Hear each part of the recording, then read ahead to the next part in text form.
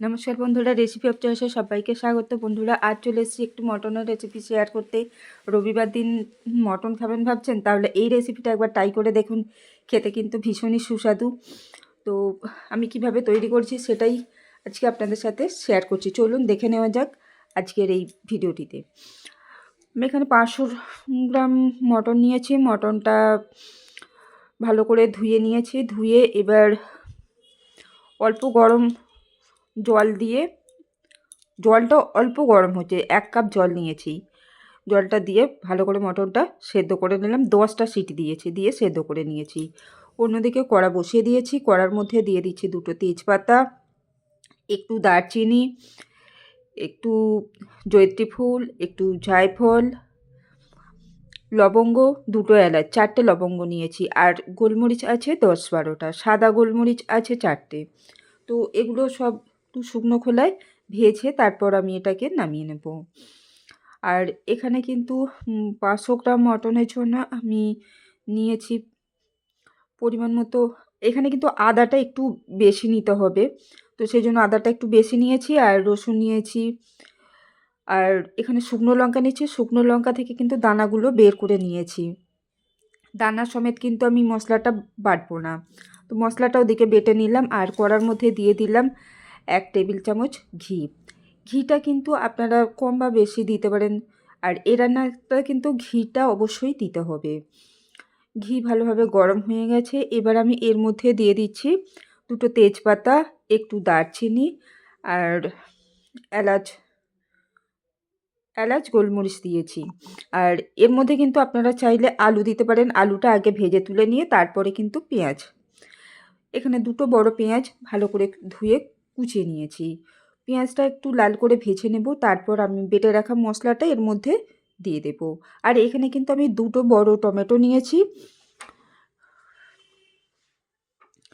পেঁয়াজটা একটু লাল লাল ভাজা হয়ে গেছে। এবার আমি এর মধ্যে দিয়ে দেব আগে থেকে বেটে রাখা আদা, রসুন আর শুকনো লঙ্কা।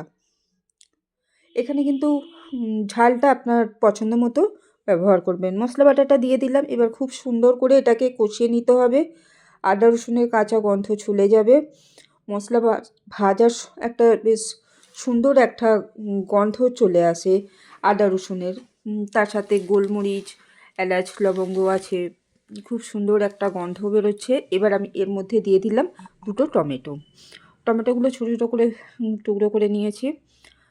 এইবার সব উপকরণ খুব সুন্দর করে কষিয়ে নিতে হবে। টমেটোগুলো একবারে নরম হয়ে যাবে। ওভেনে আঁচটা কিন্তু মিডিয়ামে রাখতে হবে। আর অল্প জল দিয়ে তারপর আমি এর মধ্যে দিয়ে দিলাম হলুদ গুঁড়ো, জিরে গুঁড়ো, লঙ্কা গুঁড়ো, অল্প একটু ধনে গুঁড়ো।